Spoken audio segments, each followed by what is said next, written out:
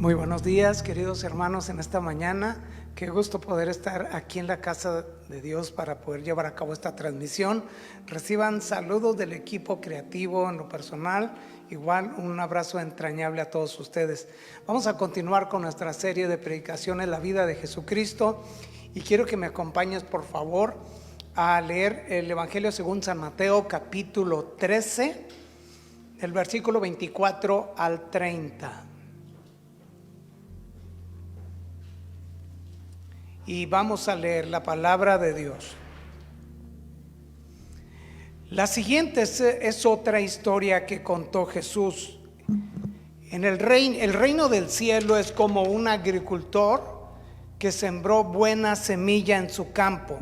Pero aquella noche, mientras los trabajadores dormían, vino su enemigo, sembró hierbas malas entre el trigo y se escabulló. Cuando el cultivo comenzó a crecer y a producir granos, la maleza también creció. Los empleados del agricultor fueron a hablar con él y le dijeron: Señor, el campo donde usted sembró la buena semilla está lleno de maleza. ¿De dónde salió? Eso es obra de un enemigo, exclamó el agricultor. ¿Arrancamos la maleza?, le preguntaron. No, contestó el amo. Si lo hacen, también arrancarán el trigo. Dejen que ambas crezcan juntas hasta la cosecha. Entonces les diré a los cosechadores que separen la maleza, la aten en manojos y la quemen, y que pongan el trigo en el granero. Más adelante voy a leer los versículos 36 al 43. Y bueno, estando Jesús en el mar de Galilea, contaría una serie de 6 parábolas. La que hoy vamos a compartir es la segunda, es la parábola del trigo y la cizaña.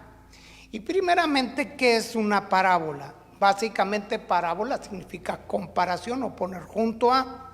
Es un suceso general.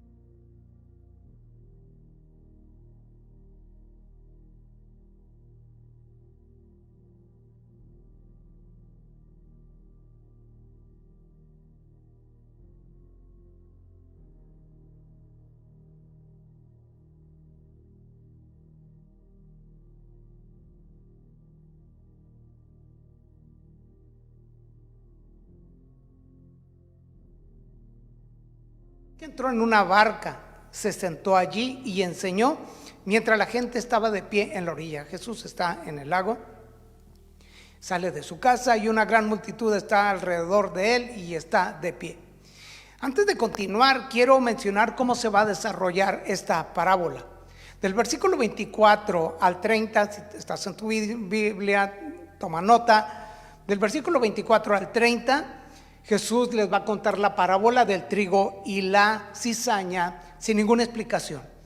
Del versículo 31 al 33, Jesús va a contar 2 parábolas más, la de la semilla de mostaza y de la levadura. Del versículo 34 al 35, Mateo nos dice algo acerca del uso de las parábolas por parte de Jesús. Del versículo 37 al 39, Jesús retoma la parábola del trigo y la cizaña y ahí les dice a sus discípulos lo que representan las figuras de esa parábola. Del versículo 40 al 43, Jesús ya les va a explicar la parábola con mucho mayor claridad. Así que vamos al versículo 24 y entremos de lleno. La siguiente es otra historia que contó Jesús. El reino del cielo es como un agricultor que sembró buena semilla en su campo. El reino del cielo es representado por un agricultor ejerciendo su labor en su campo y está sembrando una buena semilla. De esta manera, Jesús describe la llegada y la actividad del reino por medio de una ilustración o una historia de la vida campesina que era muy común en la antigua Palestina y por lo tanto demasiado familiar esta historia para las personas que ahí estaban reunidos escuchándole. Esta parábola utiliza la figura de un agricultor que sembró una buena semilla en su campo. Ahora, algo importante es que el énfasis no está en lo que va a suceder con la buena semilla, como en la parábola del sembrador, sino más bien qué es lo que ocurre con la mala semilla o la mala hierba que vino su enemigo y sembró junto a la buena semilla. Esto es a saber, el trigo. Así que después de haber leído los primeros versículos al inicio, vayamos directamente al versículo 36, donde Jesús va a explicar de una manera clara, ¿verdad?, lo que representan las figuras y la explicación que Jesús dará de ella. Ahora vamos al versículo 36. Por cuestión de tiempo no vamos a ocupar desde el versículo 24. Vámonos a la explicación, a las figuras de la parábola. Versículo 36.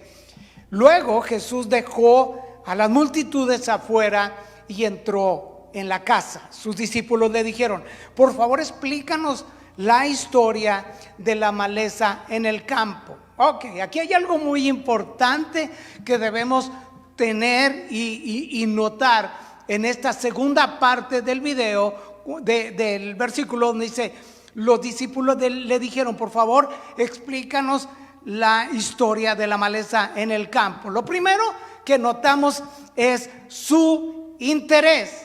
Y número dos, al enfatizar la historia de la maleza o la cizaña. Número uno, el interés de los discípulos es notable. Cuando Jesús entró en la casa donde se hospedaba, inmediatamente lo abordan los discípulos y le piden a Jesús que les explique la parábola. Entonces, número uno, hay un gran interés.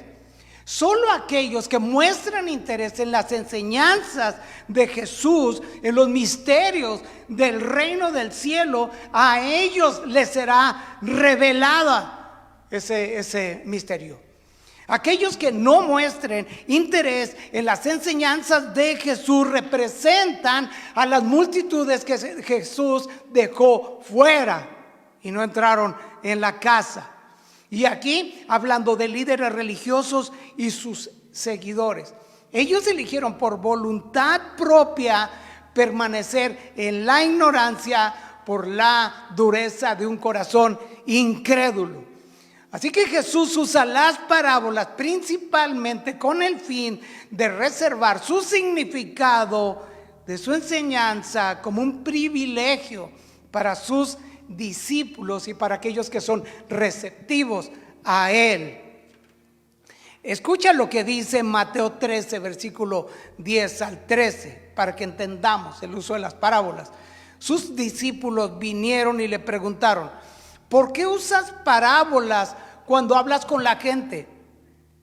A ustedes se les permite entender los secretos del reino del cielo, le contestó, pero a otros no. A los que escuchen mis enseñanzas se les dará más comprensión y tendrán conocimiento en abundancia, pero a los que no escuchan se les quitará aún lo poco que entiendan. Por eso uso estas parábolas, pues ellos miran, pero en realidad no ven, oyen, pero en realidad no escuchan y no entienden. Entonces usa las parábolas para traerles y revelarles el misterio y el significado de ellas. Por lo tanto, aquellas personas que no les interesa indagar, profundizar y preguntarle a Jesús se quedan fuera como las multitudes. Solamente entran en la privacidad de la intimidad de Jesús aquellos que tienen un interés por saber qué es lo que significa. Y eso es lo que hicieron los discípulos. Por favor, explícanos la historia de la maleza del campo.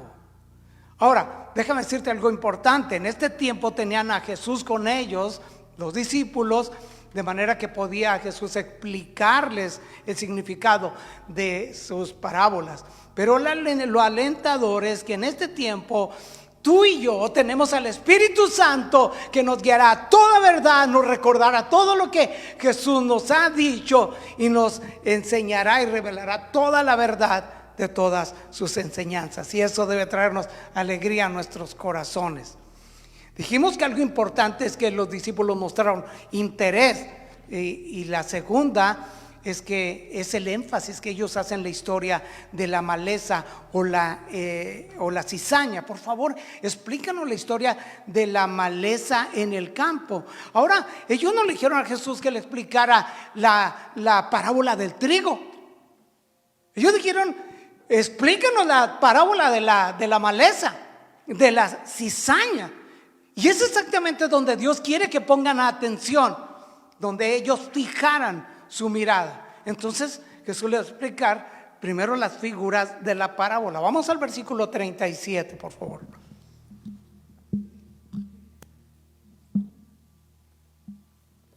Jesús le respondió: el Hijo del Hombre es el agricultor que siembra la buena semilla. El campo es el mundo, y la buena semilla representa a la gente del reino. La maleza representa a las personas que pertenecen al maligno. El enemigo que sembró la maleza entre el trigo es el diablo. La cosecha es el fin del mundo, y los cosechadores son los ángeles. Ahí les dice las figuras de la parábola lo que representa. Número 1, el Hijo del Hombre es el agricultor que siembra la buena semilla. Jesús siempre se refirió como uno de los títulos preferidos por él, como el Hijo del Hombre, de esta manera enfatizando su humanidad y su humildad. Por tanto, Jesús es el agricultor que siembra la buena semilla.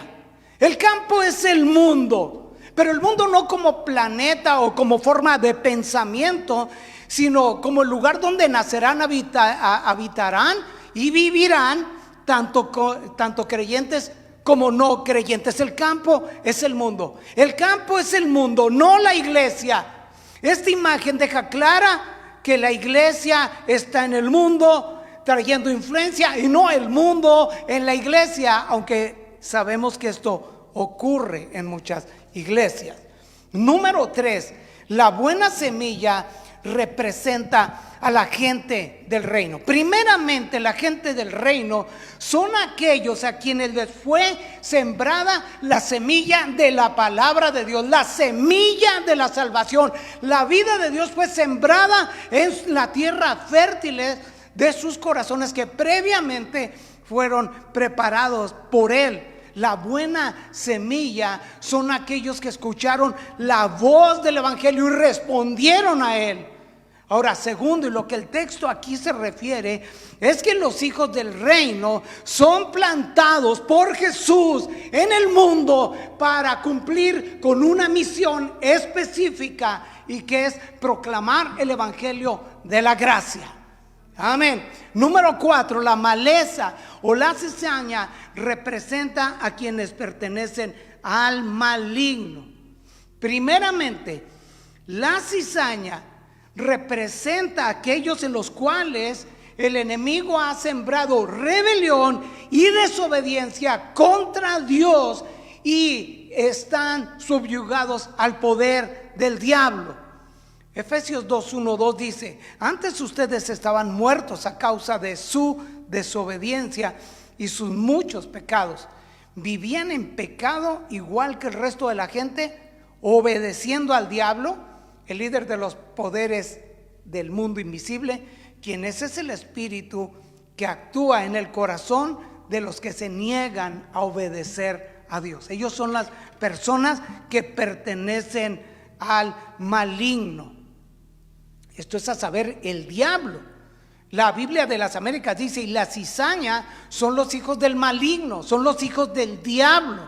En Juan 8:42-44 Jesús es muy claro cuando dice: si Dios fuera su padre, ustedes me amarían, porque he venido a ustedes de parte de Dios.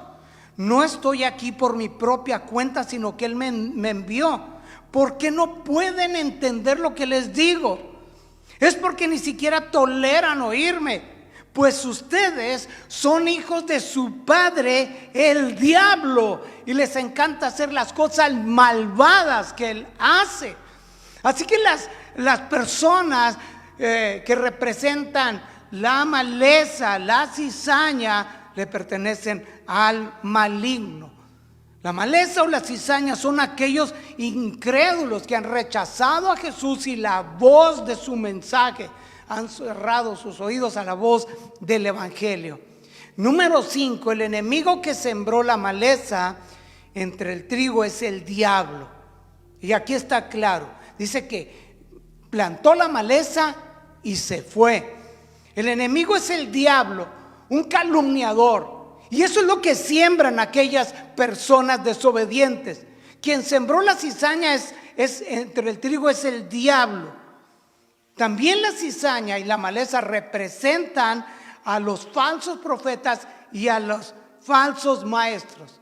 Porque donde estaba el trigo, ahí metió la cizaña. Ahorita voy a explicar algo más acerca de esto.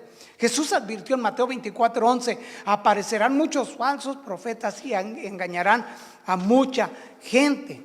Ahora veamos la influencia que tiene la cizaña. Segunda de Pedro 2:1 dice, en Israel también hubo falsos profetas, tal como habrá falsos maestros entre ustedes.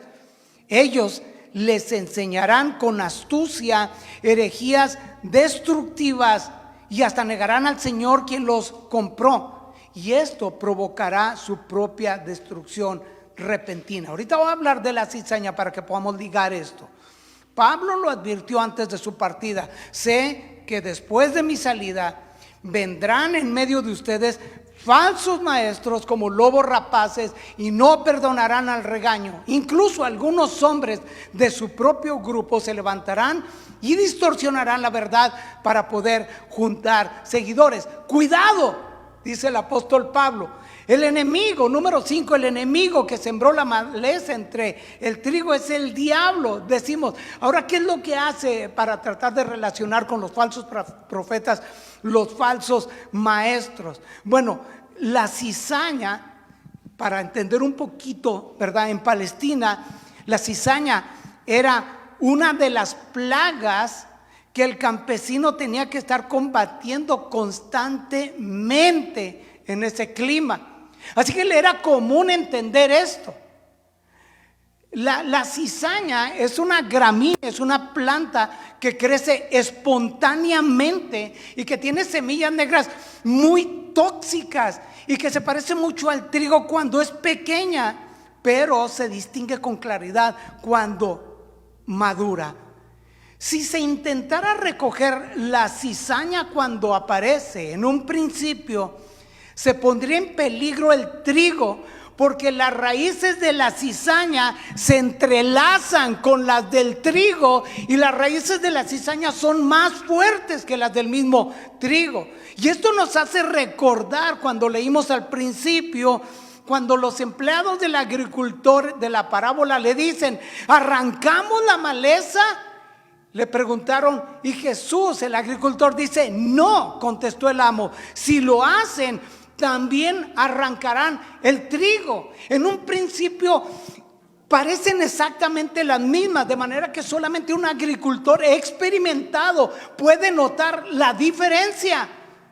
Y aquí es un peligro intentar sacarla. Entonces la cizaña o la maleza crece exactamente en la misma zona del trigo y se considera una maleza para ese cultivo.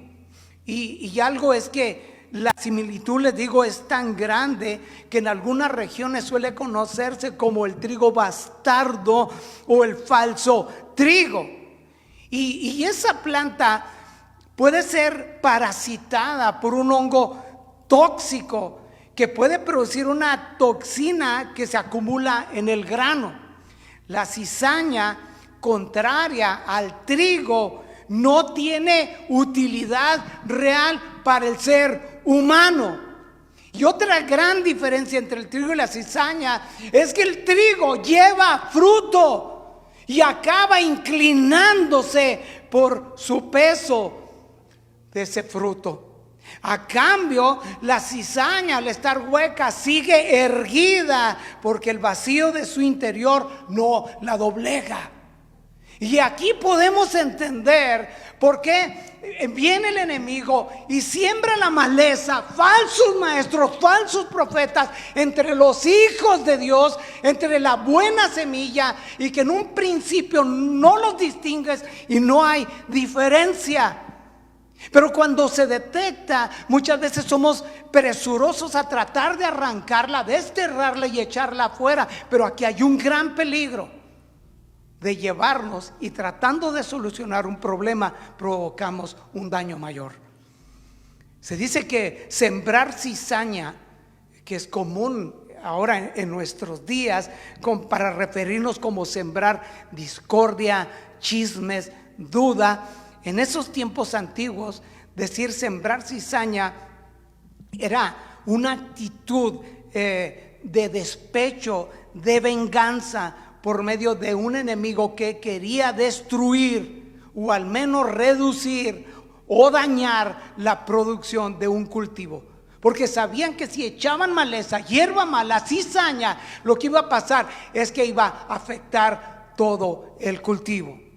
Entonces se trataba de un delito que los romanos tuvieron que hacer una ley para castigarlo. Esa era una actitud. Entonces, cuando nos damos cuenta cómo en las iglesias se meten tantos falsos maestros, falsos profetas, ¿verdad?, que empiezan a tener una influencia nociva en la iglesia, le empiezan a asfixiar. Por eso Pablo decía: sé que después de mi partida vendrán en medio, eso es lo que hizo el enemigo, en medio del trigo vendrán falsos maestros, lobos rapazos, no van a perdonar al rebaño. Jesús lo advirtió. Ahora déjame decirte algo, y eso llega a ocurrir en la iglesia, pero los cristianos estamos plantados en el mundo para hacer una influencia. Este mundo está habitado por hijos del reino o hijos del diablo. Se desarrollan en el mismo campo, comparten el mismo campo, viven en el mismo campo. Al principio se parecen, pero en esencia son diferentes, porque piensan diferentes y viven diferente. Ambos pueden decir que creen en Dios. Pueden llevar una Biblia bajo el brazo, ir a la misma iglesia, cantar las mismas alabanzas, escuchar las mismas enseñanzas, tener los mismos amigos, ser de padres cristianos, pero uno con su vida afirmará lo que dice creer y el otro lo negará. Amén. Uno puede ser un verdadero creyente y el otro un falso creyente, como la cizaña, un falso trigo o un trigo bastardo. Número 6, la cosecha es el fin del mundo. La cosecha es el fin de los tiempos, el fin de esta era, el fin de lo temporal, el fin de las oportunidades. Y Mateo capítulo 24 nos habla respecto a eventos que precederán la venida de Jesús y por lo tanto el fin del mundo. Mateo 24:14, y se predicará la buena noticia acerca del reino por todo el mundo, de manera que todas las naciones la oirán, y entonces vendrá el fin. Eso es lo que hace la buena semilla que Jesús plantó en el mundo, que es anunciar el evangelio de la gracia, y entonces vendrá el fin. Primera de Pedro 4:7, el fin del mundo se acerca. Por consiguiente, sean serios y disciplinados en sus oraciones.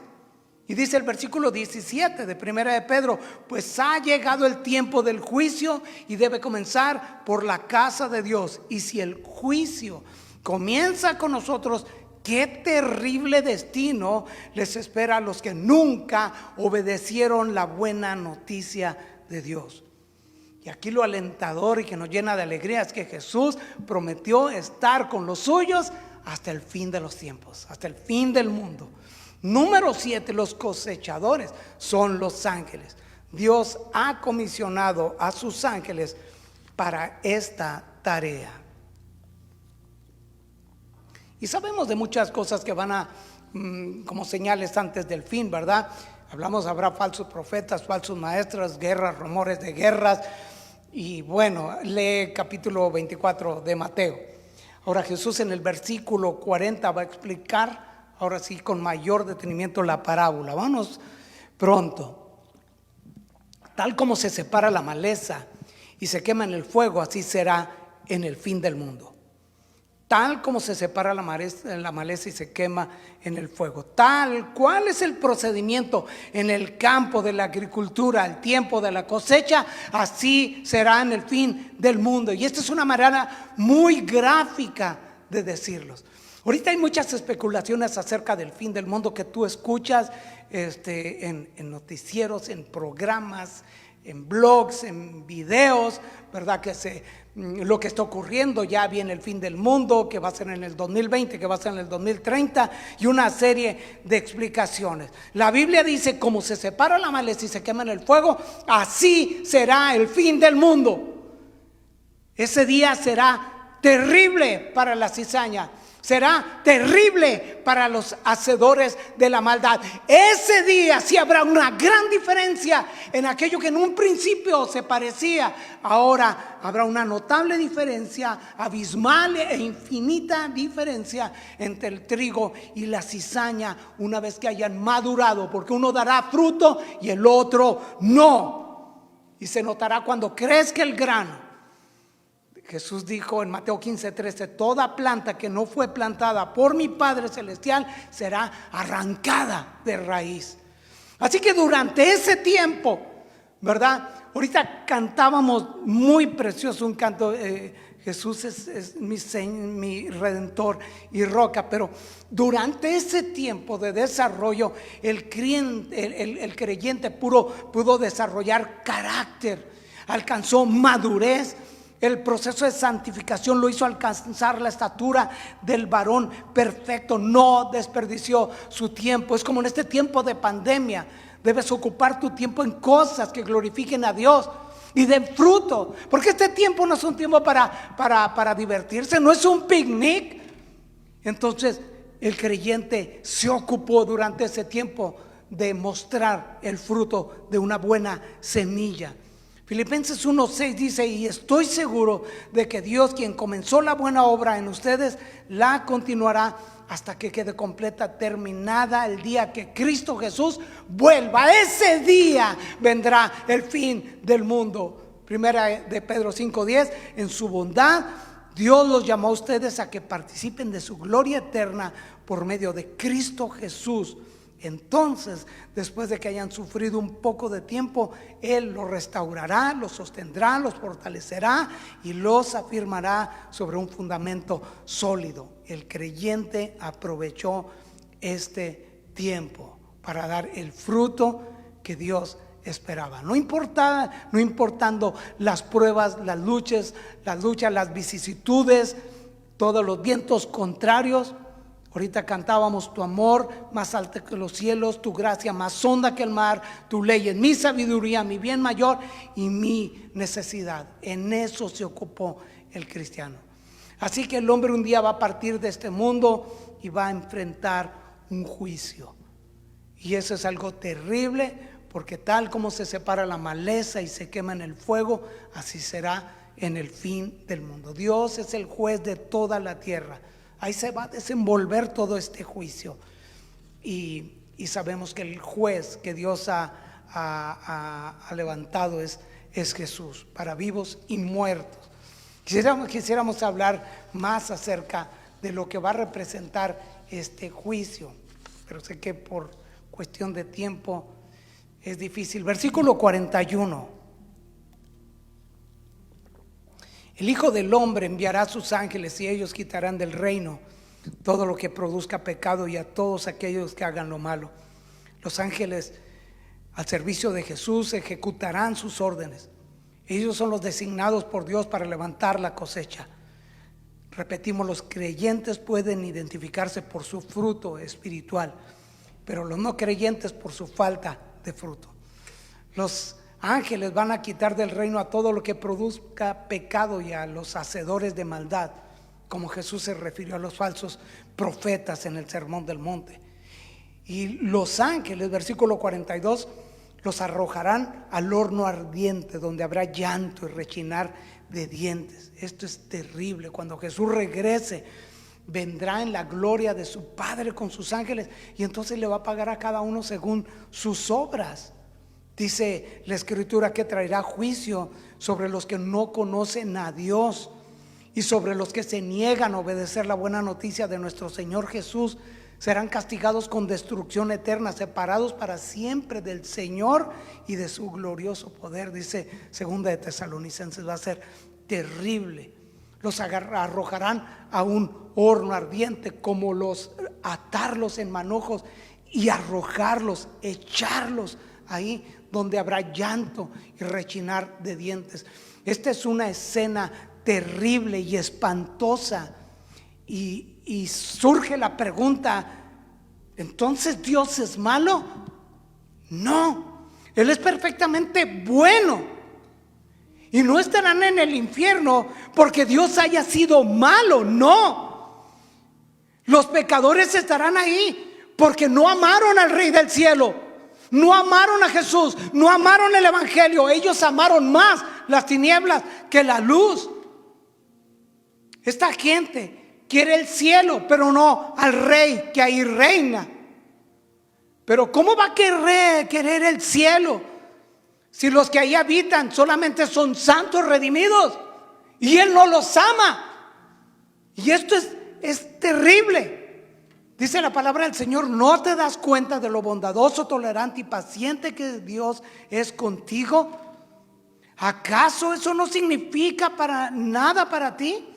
¿No ves que la bondad de Dios es para guiarte a que te arrepientas y abandones tu pecado? Pero porque eres terco y te niegas a arrepentirte y abandonar tu pecado, por eso vas acumulando un castigo terrible para ti mismo. Pues se acerca el día de la ira, en el cual se manifestará el juicio de Dios. Y en Romanos 2 sigue leyendo: ahí, atados de manos y pies, serán arrojados al horno ardiente todos los falsos profetas, los falsos maestros, los traficantes, mercaderes de la fe, los apóstatas, aquellos que están descritos en segunda de Pedro y Judas, todos los incrédulos, en otras palabras, todos los pecadores no arrepentidos que rechazaron el mensaje de la gracia de Dios. Y dice así la palabra: ahí habrá lloro y crujir de dientes. Mateo 22:13. Entonces el rey le dijo a los sirvientes: atadle las manos y los pies y echarlo a las tinieblas de afuera. Allí será el llanto y el crujir de dientes. El fuego del infierno se considera el mayor dolor conocido por el ser humano, pero que no pueden explicar los que están allá, a menos de que Dios les permitiera regresar. Pero nadie, una vez que entre ahí, saldrá. El horno de fuego a donde echarán a los pecadores representa el tormento insoportable del infierno, que es el destino de todo incrédulo. Allí el fuego del infierno nunca se apaga, es eterno, y se describe como lago de fuego que arde con azufre. Y es el castigo tan aterrador, ¿verdad?, que así se describe como el lloro y crujir de dientes. Y escucha que ahí van a ir muchos religiosos. Escucha lo que dice Mateo 8:12. Pero muchos israelitas, para quienes se preparó el reino, serán arrojados a la oscuridad de afuera, donde habrá llanto y rechinar de dientes. El lloro producido por saber que todo está perdido, por eso ahí hay llanto y lamento. La oportunidad de arrepentirse de sus pecados era en vida, y esa gente la despreció. Y escúchame bien: en ese lugar, en ese horno de fuego ardiente, la misericordia ahí no existe. No existe el amor, no existe gracia, no existe bondad, no existe evangelio. Todo es remordimiento, todo es culpa, todo es reproche, todo es dolor y sufrimiento. ¿Por qué? Porque se despreció esa gracia, se despreció ese amor, se despreció esa bondad y se despreció el evangelio. Amén. Y se despreció en vida. El crujir de dientes es una expresión inimaginable de dolor y desesperación de que la situación es irremediable. Ya prácticamente para terminar, John MacArthur comenta: aquellos que piensan que van a ir a disfrutar en el infierno, dice, el infierno no será un lugar como algunos jocosamente imaginan, donde los impíos seguirán haciendo de las suyas, mientras que los piadosos hacen lo propio en el cielo. En el cielo no habrá amistad, compañerismo, camaradería, ni consuelo, ni siquiera existirán los pervertidos placeres en que a los impíos les encantaba deleitarse en la tierra. No habrá ningún tipo de placer en el infierno, únicamente tormento día y noche por los siglos de los siglos.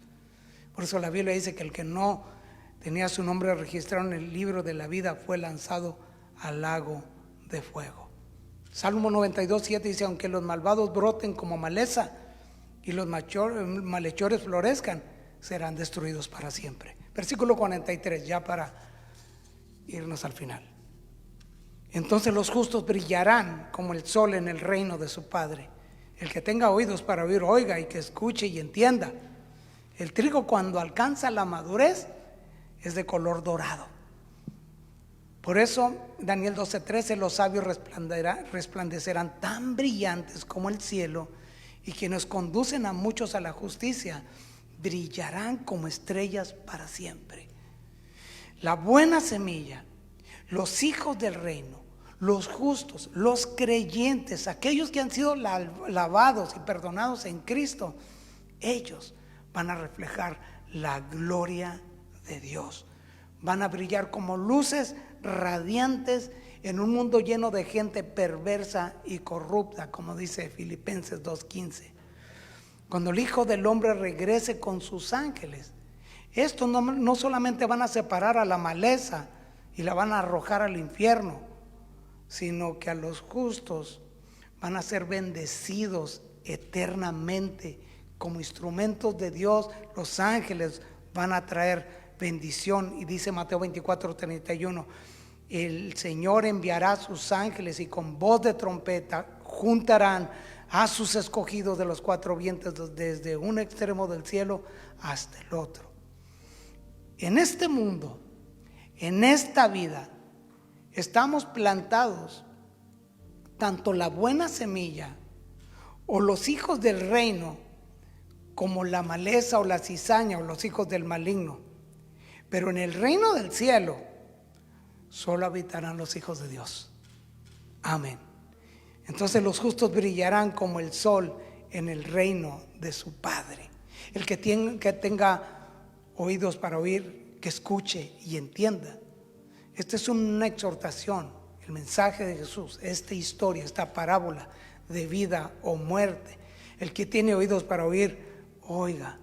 Hay quien tiene oídos y no oye, no escucha, mucho menos entiende. En otras palabras, hay personas que escuchan, pero cierran sus oídos y endurecen sus corazones, y que son sordos por elección a la voz y al mensaje de Jesús. Entonces surge la pregunta, tú que me estás viendo de este lado, del otro lado de la pantalla, tú y yo, o somos semilla, buena semilla, o somos mala hierba, o somos trigo o cizaña, o somos hijos del reino, o somos hijos del maligno, hijos de luz o hijos de las tinieblas. Al final de los tiempos habrá salvación y vida eterna para unos, o condenación y muerte eterna para otros. Lloro y crujir de dientes o gozo perpetuo. Nosotros como cristianos somos llamados a predicar acerca del evangelio de la gracia. Dios se encargará de juzgar todas las cosas. Dios en su debido tiempo sacará a la luz todas las cosas. Nosotros, como dice 2 Corintios 2:15 al 17, nuestras vidas son la fragancia de Cristo que sube hasta Dios, pero esta fragancia se percibe de una manera diferente por los que se salvan y los que se pierden. Para los que se pierden somos un espantoso olor de muerte y condenación, pero para aquellos que se salvan somos un perfume que da vida. ¿Y quién es la persona adecuada para semejante tarea? ¿Ya ven? No somos como tantos charlatanes que predican para provecho personal. Nosotros predicamos la palabra de Dios con sinceridad y con la autoridad de Cristo, sabiendo que Dios nos observa. Amén. Así que en esta vida y de este lado de la eternidad, solamente se puede evangelizar a los perdidos. De aquel lado ya no va a haber evangelismo. Solo en esta vida el pecador tiene la oportunidad de arrepentirse y volverse a Dios, porque una vez que cierre los ojos y los abra, en la eternidad estará en el lugar que él eligió estando en vida, o el cielo o el infierno. Espero que hayas considerado este mensaje de la palabra de Dios. Recibe un saludo de nuestra congregación. Dios te bendiga.